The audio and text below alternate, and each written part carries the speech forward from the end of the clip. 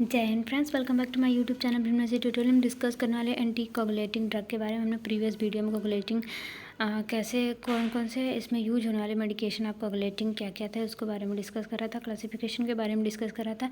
इसमें ये देखेंगे कि एंटी कोगुलेटिंग ड्रग कैसे यूज होती है एंड कैसे उसका मैकेनिज्म ऑफ एक्शन होता है, ड्रग एक्शन कैसा होता है, इसके बारे में, इसके क्लासिफिकेशन के बारे में भी देखेंगे। उसके अंडर कितने मेडिकेशंस आते हैं उसके बारे में एंड कंट्राइंडिकेशन, इंडिकेशन, टॉक्सिसिटीज़ के बारे में डिस्कस करेंगे। तो लेट्स स्टार्ट वीडियो बिना ही टाइम वेस्ट किए। तो फर्स्ट वन होता है कि एंटी कोगुलेटिंग ड्रग, इसके कोगुलेशन कैसे हमारी बॉडी में होता है ये भी हम डिस्कस करेंगे। तो कोगुलेशन से या बोल सकते हैं उसको हेमोस्टैसिस मूवमेंट। जो हेमोस्टैसिस मूवमेंट होता है वो हमारी बॉडी में नेचुरली भी होता है एंड मेडिकेशन के थ्रू, जो इसको बोलते हैं कोगुलेशन ड्रग। कोगुलेशन ड्रग देंगे तो वो क्या होता है कि ड्रग के थ्रू भी ये हीमोस्टैसिस मूवमेंट होते हैं। ओके, तो उसके बारे में हम डिस्कस करने में पहले देख लेते हैं एंटी कोगुलेटिंग ड्रग होता क्या है।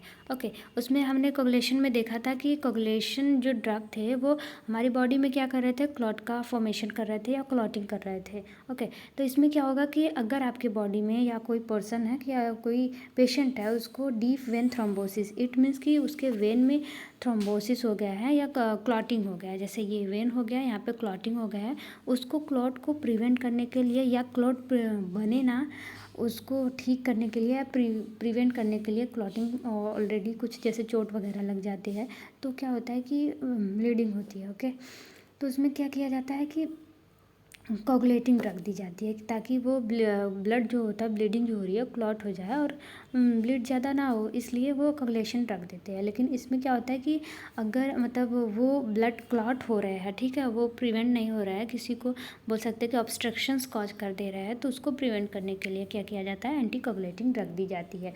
ओके, एंटी कोगुलेटिंग जो ड्रग होती है वो किसको प्रिवेंट करती है, तो प्रिवेंट करती है ब्लड क्लॉट होने में।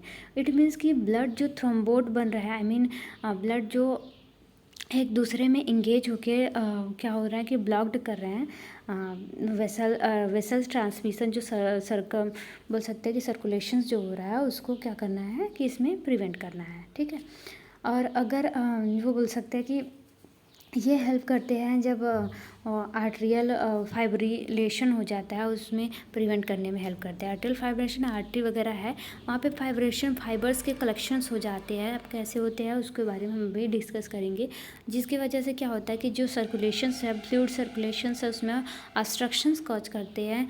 उस कंडीशंस में हम ये एंटी कोगुलेटिंग ड्रग देंगे। एंटी कोगुलेटिंग ड्रग अगर थ्रोम्बोसिस है, अगर बोल सकते हैं थ्रोम्बोसिस या क्लॉटिंग किसी वजह से हो रहा है बॉडी में, अगर आपको कोई ऐसी थ्रोम्बोटिक डिजीज़ कंडीशंस है तो उस कंडीशंस में ये एंटी कोगुलेटिंग ड्रग दी जाती है।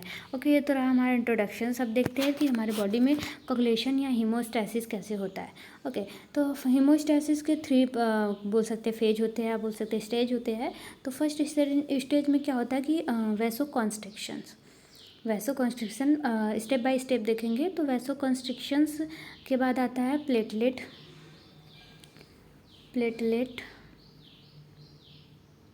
प्लग। ये हमारी बॉडी में चेंजेस जो होते हैं वो बनते हैं। ठीक है, और उसके बाद आते हैं कोगुलेशन सब ब्लड। ठीक है, थ्री फेज होते हैं।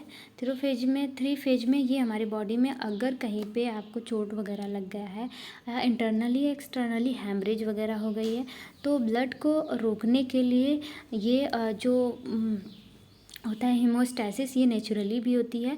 अगर हाई मतलब चोट लग गया है, बहुत ज़्यादा हो रहा है, ब्लीडिंग नहीं रुक रही है, तो कोगुलेटिंग ड्रग दी जाती है। ओके, तो ये कैसे होता है, ये प्रोसेस कैसे होती है हमारी बॉडी में, ये देखते हैं। तो फर्स्ट वन हमारा फेज क्या था, वैसो कॉन्स्ट्रिक्शन जब हमारे बॉडी पार्ट में या बोल सकते हैं कि वेसल्स में इंजरी हो गई। ओके, इंजरी हो गई, उसके बाद क्या होगा कि हमारा जो वेसल्स होगा वो कंस्ट्रिक्ट हो जाएगा, ऑटोमेटिकली कंस्ट्रिक्ट हो जाएगा। क्यों कंस्ट्रिक्ट होगा कि जो ब्लड का फ्लो है कंस्ट्रिक्ट कर लेगा, जो फ्लो है वो ब्लड को रोक सके, इसलिए हमारी जो वेसल्स होती है तुरंत कंस्ट्रिक्ट होती है। जो वहाँ से वेसल्स कंस्ट्रिक्ट होती है वहाँ पे प्रेजेंट होता है एंडोथेलियल लेयर। ओके, ये एंडोथेलियल लेयर जो होती है कंस्ट्रिक्ट करके रखती है, कंस्ट्रिक्ट करेगी तो जो ब्लड बहाव है, ठीक है, वो उसको रोकने की कोशिश करती है सिकुड़ के। ओके, तो वहाँ पे क्या होता है कि कोलेजन का एक्सप्लोज हो जाना। ठीक है, वहीं पे कोलेजन का एक्सप्लोज हो जा रहा है। कैसे रोक रही है ब्लड, ये कोलेजन का जब वहाँ पे एक्सप्लोज होगा, ठीक है, जिसके बाद क्या होगा कि प्लेटलेट का वर्क स्टार्ट होगा। अब आएंगे दूसरे फेज में, जो हमारा प्लेटलेट होगा, मान लीजिए प्लेटलेट है, ये ब्लड वेसल्स है, ओके, वहाँ पे प्लेटलेट का फंक्शन स्टार्ट होगा। जो प्लेटलेट होगा वो प्लग बनाना स्टार्ट करेगा। अब प्लग कैसे बनाएगा, इट मीन्स कि यहाँ पे ढेर सारा प्लग बना के जो ब्लड फ्लो में लीड कर रहा है तो उसको स्टॉप करेगा। ओके, अब कैसे करेगा ये स्टॉप, ये देखते हैं। ये हो गया हमारा प्लेटलेट, दैट इज़ हेमरेज जैसे हुआ है। हेमरेज के बाद क्या होता है कि जब डैमेज होती है, वेसल्स डैमेज होती है, 3 वेसल्स में डायलेट होते हैं। ये फर्स्ट वन इंडोथीलियल हो गया, नीचे उसके कोलेजन फाइबर्स हो गए और उसके नीचे स्मूथ मसल्स प्रेजेंट होते हैं जो कि स्ट्रेचेबल होने में या कॉन्स्ट्रिक्ट होने में हेल्प करते हैं। अगर आपको चोट लग गई है तो ये जो स्मूथ मसल्स होती है ये कॉन्स्ट्रिक्ट कर लेती है, तो जिसकी वजह से कॉन्स्ट्रिक्ट कर लेंगी तो क्या होगा कि जो ब्लड का फ्लो हो रहा है उसको स्टॉप करने में हेल्प करती है।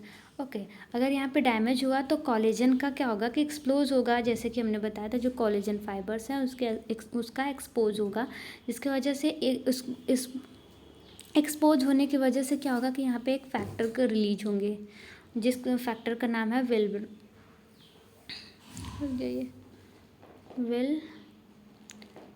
ब्रेन। ओके, ये फैक्टर रिलीज होगा।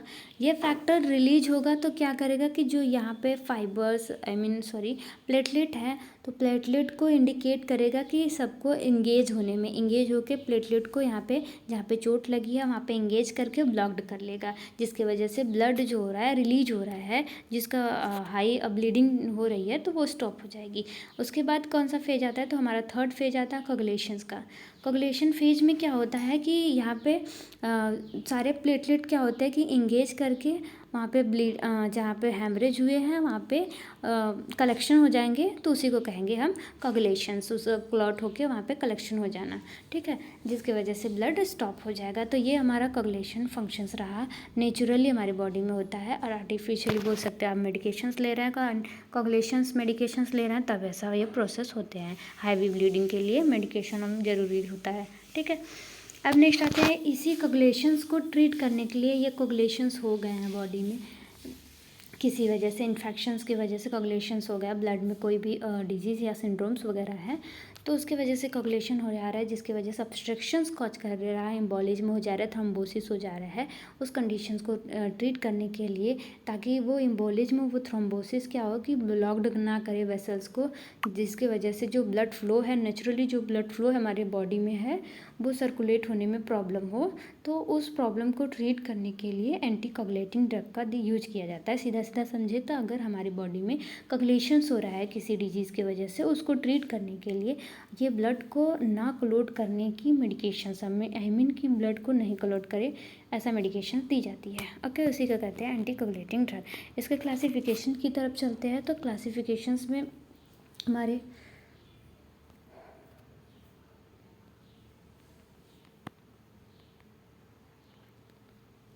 क्लासिफिकेशन जो होता है मेनली 4 टाइप्स के क्लासिफिकेशन होता है। तो फर्स्ट वन हमारा आता है विटामिन के। विटामिन के जो होता है इसके अंडर में मेडिकेशंस आता है वेलफेरिन, ठीक है। थोड़ा थोड़ा सब में क्या क्या फंक्शंस करते हैं ये देख लेते हैं, फिर एक मेडिकेशंस उठाएंगे और उसका contraindication, mechanism of action, everything are discuss करेंगे। तो फर्स्ट वन जो होता है कि विटामिन के जो होता है ये भी एंटी कोगुलेटिंग ड्रग, विटामिन के जो होता है कोगुलेशन का काम करता है। अगर जो बेबी होता है, अगर डिलीवर होता है तो उसको भी दिया जाता है विटामिन के का इंजेक्शंस, ताकि जो ब्लड का जो उसका इनमेच्योर होता है बेबी, ठीक है, उसका जो ऑर्गन्स होता है इमेच्योर फंक्शंस करता है, जिसमें विटामिन के जो होता है उसको फुलफिल करता है। एंड जो होता है कि हेमरेज वगैरह की जो कंडीशंस होती है उसको ट्रीट करके, मतलब हेमरेज वगैरह और ठीक से मैच्योर नहीं होता है, और जिसको मैच्योर करने के लिए विटामिन के का इंजेक्शन उसमें भी दी जाती है, एंड मदर को भी दी जाती है। अगर हैवी ब्लीडिंग्स वगैरह हो रही हैं तो उसको रोकने के लिए विटामिन के इंजेक्शन दी जाती है। एंड एंटीकोगुलेशन में इसका क्या काम है, तो ये विटामिन के इनहिबिटर दी जाती है। विटामिन के इनहिबिटर मतलब जो विटामिन के का फंक्शंस है हमारी बॉडी में उसको इनहिबिट करना होता है। अब हमने पहले ही हमने डिस्कस करा था कि मेडिकेशंस हमारा कैसे फंक्शन करता है हमारी बॉडी पे, ठीक है। तो वो आता है कि जो रिसेप्टर्स होते हैं उस पर बाइंड होता है, बाइंड होके जो नर्वस सिस्टम के थ्रू क्या होता है कि मैसेज जाता है हमारी बॉडी में, जिसकी वजह से क्या होता है कि जो एंजाइम्स होते हैं वो रिलीज होते हैं, फंक्शन शो आउट करते हैं। ओके, तो ये क्या करेगा कि इसको जो इसका जो रिसेप्टर्स होगा उससे बाइंड ना करने देगा। इट मीन्स कि विटामिन के इनहिबिटर, विटामिन के जहाँ से सिंथेसाइज्ड हो रहा है उसको ब्लॉक्ड कर दे रहा है, ठीक है। तो इसमें जो विटामिन के है उसका मेन ऑफ जो एक्शंस होता है, तो ये इनहिबिट करता है सिंथेसाइज्ड ऑफ विटामिन के। अगर विटामिन के इनहिबिटर ले रहे हैं तो वो आपके बॉडी में विटामिन के का जो प्रोडक्शंस है वो सिंथेसाइज्ड है उसको ब्लॉक्ड कर देगा।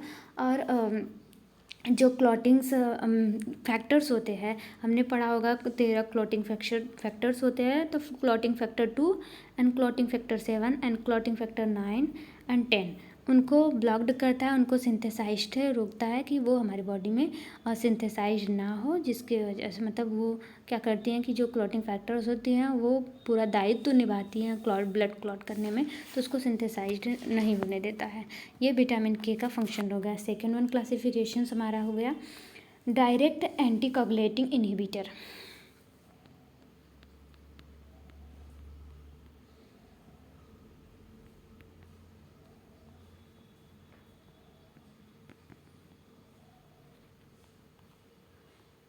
डायरेक्ट एंटीकोगुलेटिंग इनहिबिटर जो होता है इसका मैकेनिज्म ऑफ एक्शन ये क्या करता है कि जो क्लॉटिंग फैक्टर सेकंड होते हैं उसको डायरेक्टली क्या करता है, ब्लॉक्ड कर देता है। डायरेक्ट मतलब ये डायरेक्टली रिसेप्टर से बाइंड नहीं करने देगा, ये जाके वहाँ पे उसको जहाँ से सिंथेसाइज हो रहा है डायरेक्टली वो जहाँ से जो फैक्टर जो क्लॉटिंग फैक्टर सेकंड है जहाँ से सिंथेसाइज हो रहा है वो डायरेक्टली जाके वहाँ से ब्लॉक्ड कर देगा उसको। ओके, तो इसमें कौन कौन से मेडिकेशंस आते हैं वो देख लेते हैं। ओके, तो हम नेक्स्ट जो डायरेक्ट थ्रोम्बोटिक इनहिबिटर था, कोगुलेशन इनहिबिटर, उसका जो एग्जांपल्स होंगे तो 2 मेडिकेशंस आते हैं इसमें। एक आता है लिपिरोडीन एंड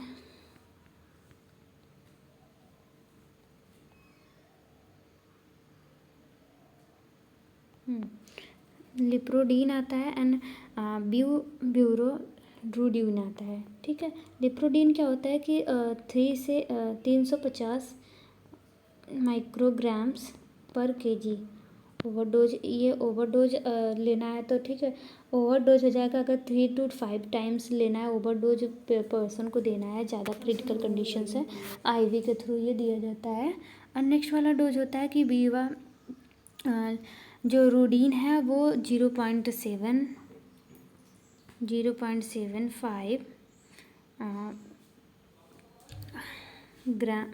माइक्रोग्राम पर केजी दिया जाता है। ये भी आईवी के थ्रू दे सकते हैं। ओके, ये कितने हार्स में अगर दिया जाता है तो ये 2 टाइम या 3 टाइम्स ये मेडिकेशंस प्रोवाइड की जाती हैं। ओके, नेक्स्ट हम देखते हैं इसका मैकेनिज्म ऑफ एक्शन। इस मेडिकेशन का मैकेनिज्म ऑफ एक्शन क्या क्या होने वाला है। तो ये क्या करती है, ये मेडिकेशन जाके जो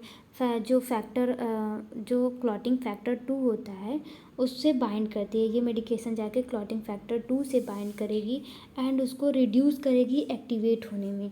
अगर बोल सकते हैं कि इसको रिड्यूस कर देगी, इसका एक्टिवेशन या सिंथेसाइज्ड रिड्यूस कर देगी, होने नहीं देगी सिंथेसाइज या प्रोडक्शन नहीं होने देगी। और जो होता है कि और उसके साथ साथ जो होता है कि हमारा जो फैक्टर 6 है एंड 8 है एंड 13 फैक्टर है, ठीक है, क्लॉथिंग फैक्टर, उसको भी रिड्यूस करती है उनमें इंगेज करके, प्लेटलेट एग्रीगेशंस करती हैं उसको। ओके, हाई इनका मैकेनिज्म ऑफ एक्शन हो गया। और नेक्स्ट मेडिकेशन से आप बोल सकते क्लासिफिकेशन की तरफ बढ़ते हैं।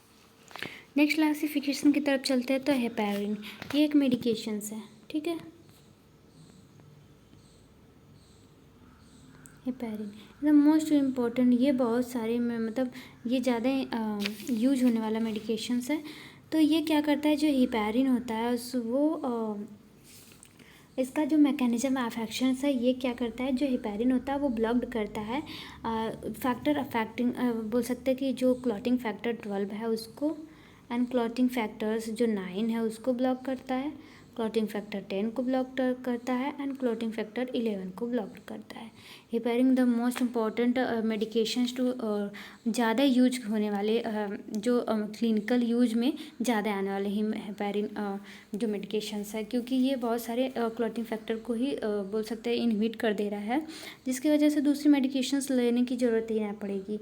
ठीक है, तो ये बाइंड करता है और ये इनहिबिट कर देता है इनके सिंथेसाइज्ड को, ओके, प्रोडक्शंस को इनहिबिट कर देता है, जिसकी वजह से थ्रोम्बोसिस में नहीं हो पाती है, या बोल सकते हैं कि होने प्रिवेंट कर देता है थ्रोम्बोसिस से। ओके, तो इसका मैकेनिज्म ऑफ एक्शन ये रहा है। और इसमें जो मेडिकेशंस आने वाले हैं, या बोल सकते हैं एग्जाम्पल्स जो होते हैं, वो हिपैरिन ही रहेगा। इसका जो इंडिकेशंस है, ये हिपैरिन का जो मेडिकेशंस है किस किस पर्सन्स को दे सकते हैं, किस किस पर्सन्स को नहीं दे सकते, ये भी देखेंगे। Indication and contraindication. इंडिकेशन जो होता है कि इसमें अब्डोमिनल सर्जरी हुई हो, या पर्सन की अब्डोमिनल सर्जरी हुई हो, उसमें दे सकते हैं, उस कंडीशंस में दिया जाता है।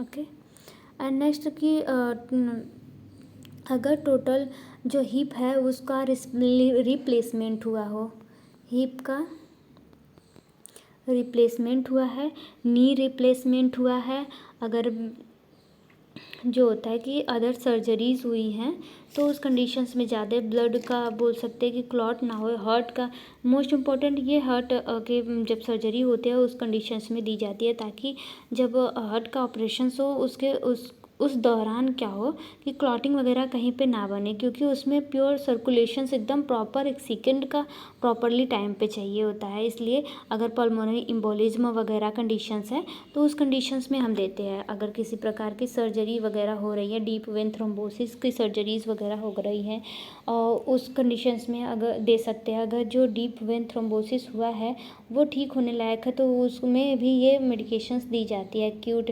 क्रोनिक कंडीशंस में सर्जरी वगैरह हुई है तो उस कंडीशन में दी जाती है। और मायोकार्डियल इन्फेक्शंस हो रखे हैं तो उस कंडीशंस में ये मेडिकेशन दी जाती है। पल्मोनरी एम्बोलिज्म है तो उस कंडीशंस में ये मेडिकेशन दी जाती है। एंजाइना पेक्टोरिस है, एंजाइना पेक्टोरिस मतलब होता है कि चेस्ट पेन। चेस्ट पेन क्यों होता है? अगर हार्ट के वॉल्व में या आर्टरीज में कहीं भी ऑब्स्ट्रक्शंस वगैरह हो रहे हैं, जिसकी वजह से चेस्ट पेन हो रहा है, ऑब्स्ट्रक्शंस को क्लियर करने के लिए, या बोल सकते हैं कि हमारा जो हार्ट ब्लड है वो ठीक हो गया है, जिसकी वजह से सर्कुलेशंस में बहुत प्रेशर पड़ रहे हैं और उसके वजह से पेन हो रहा है, तो ये हिपैरिन क्या करती है कि ब्लड को थीन करने, पतला करने में ये हेल्प करती है। जो हिपैरिन के फॉर एग्जांपल इसमें कौन से मेडिकेशन आते हैं, तो इनोएक्सारिन आता है, जो कि 20 to 14 माइक्रोग्राम दे सकते हैं 1 डे, ये दी जाती है, सबकुटेनियस दी जाती है। एंड दूसरा मेडिकेशन आता है कि डाल्टरप्रीन, वो मेडिकेशंस हम लिख दे रहे हैं। जो डाल्टरप्रीन होता है वो 200 यूनिट पर केजी डेली यूज किया जाता है। डाल्टरपेरिन, ठीक है, ये मेडिकेशन कितने यूज की जाती है, तो 200 यूनिट पर केजी डेली ये यूज की जाती है। ओके, तो इसके इंडिकेशंस हो गए। कंट्राइंडिकेशन की तरफ चलते हैं, तो ये मेडिकेशन किस किस पर्सन्स को नहीं दी जाती है, तो उसका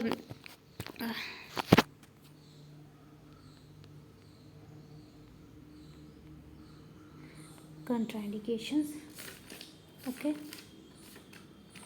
अगर पर्सन्स है उसको ये क्या होता है कि थीन करने के लिए दिया जाता है।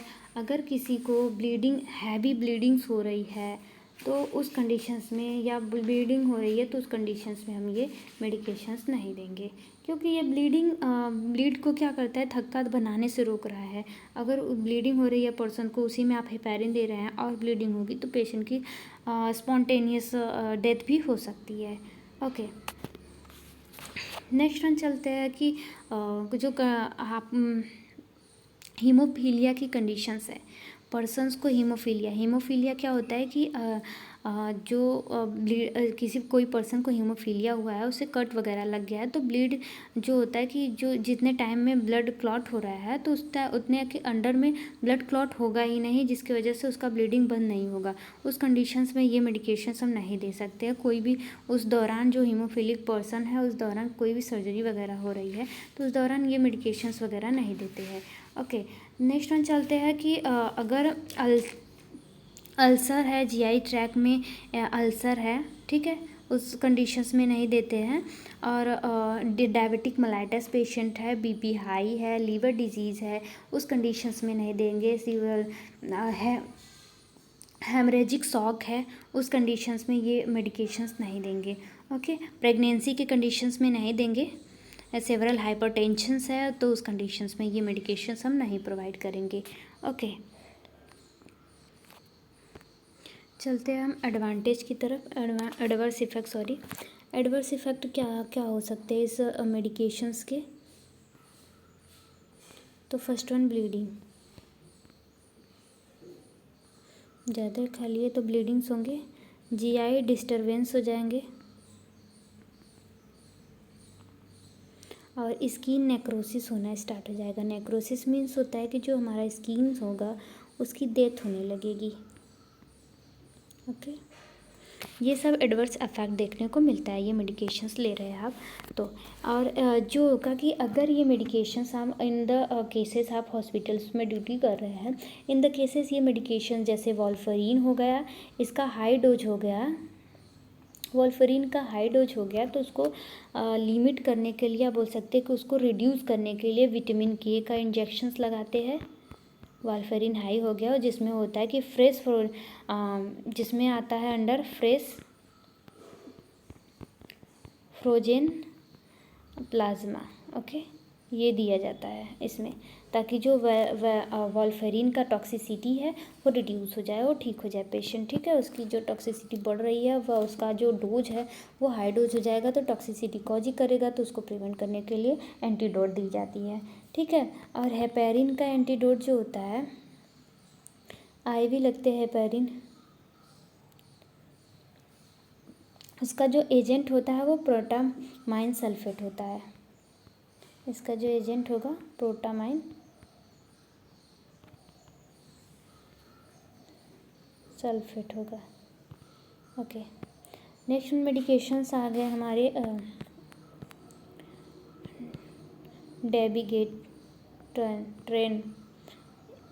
डेविगेट मेडिकेशंस के जो एजेंट होंगे वो दी जाती है हाइड्रोएसिजुमाइब,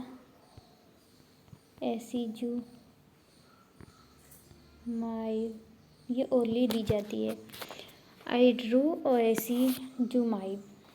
okay, next one medications factor जो होता है कि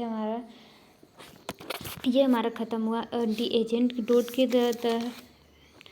जो हाई डोज होने पे ये मेडिकेशंस दी जाती है, उनकी एंटीडोट क्या है।